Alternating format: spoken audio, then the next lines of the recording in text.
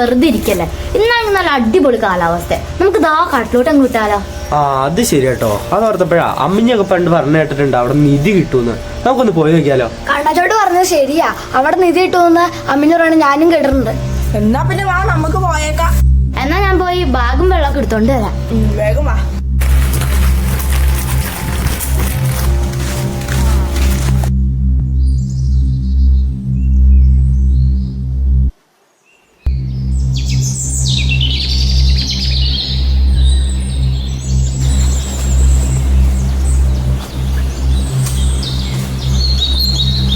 കൊറേ നേരമായില്ലേ നടക്കുന്നു, മടുത്തു.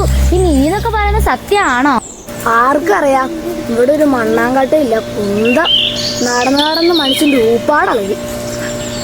വാ നമുക്ക് പോവാ. അവിടെ നിധി ഇല്ല, ഒരു കുന്തം ഇല്ല, വെറുതെ മനുഷ്യനെ മെനക്കെട്ട.